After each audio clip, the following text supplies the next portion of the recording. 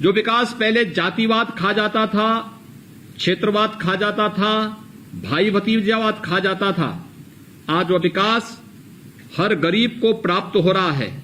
क्योंकि अच्छी सरकार चुनी जाएगी तो शासन की योजनाओं का लाभ हर गरीब को, हर गांव को बिना भेदभाव के प्राप्त होता हुआ दिखाई देगा। आज 5,51,000 लाभार्थियों को इस आवास योजना का लाभ उपलब्ध होना इसी का एक हिस्सा है। मैं सबसे पहले आप सभी लाभार्थी भाइयों बहनों को हृदय से बधाई देता हूं, अपनी शुभकामनाएं देता हूं। मुझे बहुत प्रसन्नता है कि प्रधानमंत्री आवास योजना के 70% लाभार्थी महिलाएं हैं और उनको इस योजना के माध्यम से अपने परिवार को और अपने आप को आत्मनिर्भर बनाने के प्रधानमंत्री मोदी जी के विजन के साथ जुड़ने का एक अवसर प्राप्त हो रहा है। मैंने लाभार्थियों से मैं इसी बात की जानकारी ले रहा था। मैंने अभी परसों प्रधानमंत्री आवास योजना शहरी क्षेत्र के लाभार्थियों से मैं मिला था और तब भी मैंने उनके साथ संवाद बनाते समय एक बात पूछी थी कि आखिर प्रधानमंत्री आवास योजना के अलावा और क्या क्या योजनाओं का लाभ आपको प्राप्त हुआ है। मुझे बहुत प्रसन्नता है कि ज्यादातर लाभार्थियों को आवास योजना के साथ साथ स्वच्छ भारत मिशन के अंतर्गत शौचालय का निर्माण की योजना के साथ वे लोग जुड़े हैं। उन्हें राशन कार्ड में फ्री में राशन उपलब्ध हो रहा है।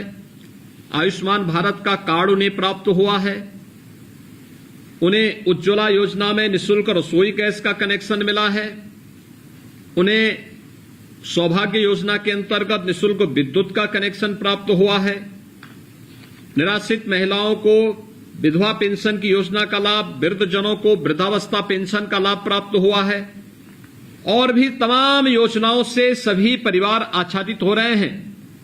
और लखीमपुर खीरी में तो ये बहुत अच्छा कार्य हुआ है कि क्लस्टर के आधार पर एक जगह ही उन सभी आवास विहीन लोगों के लिए कॉलोनी बना करके एक जगह उन्हें टाउनशिप बना करके उन्हें इस योजना का लाभ दिया गया है, जिसमें आवास के साथ साथ गो संरक्षण केंद्र, उनके लिए शौचालय की व्यवस्था, उनके लिए सड़क की व्यवस्था, उनके लिए पार्क की व्यवस्था और उनके लिए उन सभी प्रकार की योजनाओं से उन्हें जोड़ने का कार्य हुआ जो वास्तव में शुद्ध पेयजल की आपूर्ति हो, स्ट्रीट लाइट, यानी एक आदर्श गांव की स्मार्ट विलेज की जो परिकल्पना प्रधानमंत्री मोदी जी ने की है, उस स्मार्ट विलेज की परिकल्पना को ये साकार करता हुआ दिखाई दे रहा है। जो लखीमपुर खीरी के लंदनपुर में यह कार्य योजना लागू करने का प्रयास हुआ है। मैं इसके लिए लखीमपुर खीरी के अपने सभी अधिकारियों को, सभी जनप्रतिनिधियों को हृदय से बधाई देता हूं, धन्यवाद देता हूं और जितने भी लाभार्थी इस योजना से लाभान्वित हो रहे हैं उन सबको मैं हृदय से बधाई भी देता हूं, शुभकामनाएं भी देता हूं। जिला प्रशासन से मैं कहूंगा कि वहां पर अच्छा होगा कि पार्क में एक कोने में ओपन जिम का भी निर्माण करें। ये ओपन जिम, जो बच्चे वहां पर खेल कूद में भाग लेना चाहेंगे उनको वहां पर खेल का एक मंच भी मिलेगा। और अभी आपने देखा होगा कि प्रधानमंत्री मोदी जी ने खेलो इंडिया खेलों के माध्यम से भारत के खिलाड़ियों को खेलने के लिए एक मंच दिया। टोक्यो ओलंपिक में भारत ने अब तक का सबसे अच्छा प्रदर्शन किया और अभी आपने देखा होगा पैरा ओलंपिक में भी भारत के खिलाड़ी बहुत अच्छा प्रदर्शन कर रहे हैं। अपनी दिव्यांगता को अपने परफॉर्मेंस के सामने आड़े नहीं आने दिया, बेहतरीन प्रदर्शन करने का कार्य कर रहे हैं। मुझे लगता है हर गांव को इसके लिए तैयार होना होगा, हर एक मोहल्ले को इसके साथ जुड़ना होगा, हर एक खिलाड़ी को इसके साथ जुड़ना होगा और हर एक नागरिक को इसके साथ जुड़ना होगा। दूसरा, एक नई परिकल्पना, क्या हम अपने गांव में इस प्रकार को लागू कर सकते हैं कि हमें सामुदायिक केंद्र बनाना है, उस गांव से जुड़े हुए कोई संभ्रांत नागरिक अच्छी स्थिति में है तो वह अगर कंट्रीब्यूशन करना चाहता है, आधा पैसा वो दे, आधा पैसा राज्य सरकार उन्हें दे और मिलकर के फिर इस कार्य योजना को आगे बढ़ा दें।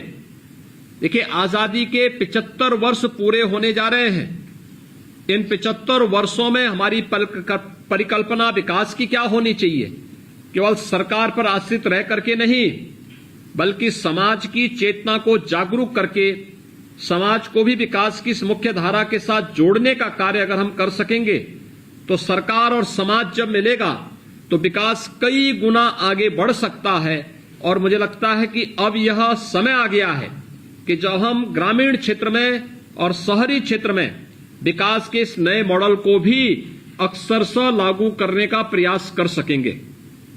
उसका एक लघु रूप आपके यहां कन्वर्जेंस के माध्यम से लखीमपुर खीरी के लंदनपुर में चीज देखने को मिली। आपने नाम के अनुरूप उसको साकार भी कर दिया है कि वहां पर अब तक लंदनपुर नाम आप लिखते थे लेकिन झोपड़ियां रहती थी, लोग बड़ी दयनीय स्थिति में रहते थे। लेकिन आज लंदनपुर नाम सार्थक होता है जब वहां की सड़कों को इंटरलॉकिंग लगी हुई देखते हैं लोग, वहां पार्क को देखते हैं, कॉलोनी को देखते हैं, रात्रि में स्ट्रीट लाइट को देखते हैं, वहां पे पाइप पेयजल की स्कीम लागू हो चुकी है, पेयजल का शुद्ध पेयजल लोगों को उपलब्ध हो रहा है। तराई बेल्ट के लिए बहुत महत्वपूर्ण है और मैं इसके लिए वहां के मुख्य विकास अधिकारी जो वहां पर उस समय तत्कालीन मुख्य विकास अधिकारी और इस समय उपाध्यक्ष हैं कानपुर विकास प्राधिकरण के अरविंद सिंह और उनकी पूरी टीम को हृदय से मैं बधाई दूंगा और जिला प्रशासन से कहूंगा कि इस कॉलोनी में एक ओपन जिम को भी आप वहां पे ग्राम प्रधान निधि के माध्यम से आगे बढ़ाने का कार्य कर सकते हैं। बहुत अच्छा एक होगा, मॉडल होगा वो। अन्य क्षेत्रों में भी इस प्रकार के मॉडल बनाए जा सकते हैं जिसको हम वहां पर लोगों को तमाम प्रकार की आजीविका के साथ जोड़ने का कार्य भी उसके माध्यम से कर सकते हैं। 26 परिवार रह रहे हैं, अगर 26 परिवार मिलकर के 2-2 गाय भी पालेंगे और वहां पर एक गोबर गैस प्लांट सबका मिलकर के एक साथ हो जाए तो मुझे लगता है वह भी गोवंश को हम ऊर्जा के साथ भी जोड़ सकते हैं, आस्था के साथ साथ ऊर्जा के साथ भी जुड़ सकता है। वो एक नया मॉडल भी वहां खड़ा हो सकता है। हमें ये सभी मॉडल खड़े करने होंगे, हमारा गांव आत्मनिर्भर हो सके, हमारा गांव स्वावलंबन के पथ पर अग्रसर हो सके, हमारा गांव प्रधानमंत्री मोदी जी की परिकल्पना को साकार करने के लिए स्वयं आगे बढ़कर के कार्य कर सके। इसका एक दृष्टांत तो हमें अपने अपने गांवों में, अपने अपने क्षेत्र में खड़े करने पड़ेंगे और लंदनपुर उसका एक उदाहरण लखीमपुर खीरी के अंदर उस रूप में खड़ा होता हुआ दिखाई दे रहा है।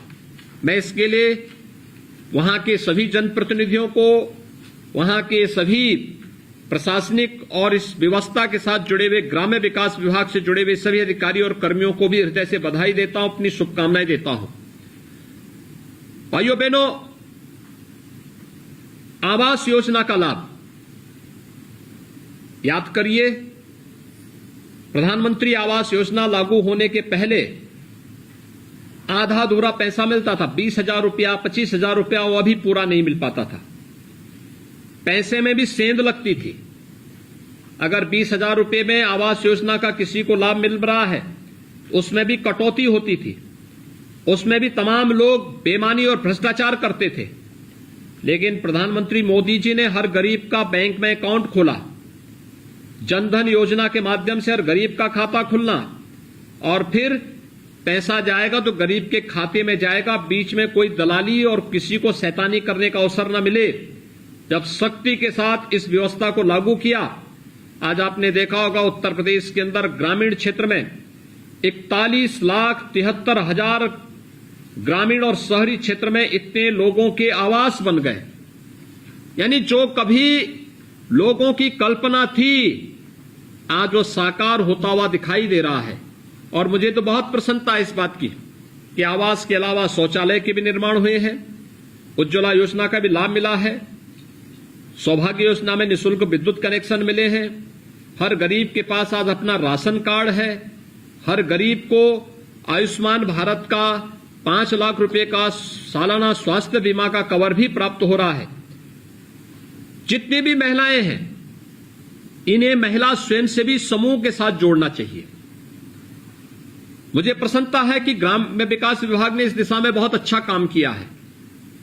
लगभग 52 लाख बहनों को ग्रामीण आजीविका मिशन के साथ उत्तर प्रदेश के अंदर जुड़ा गया है।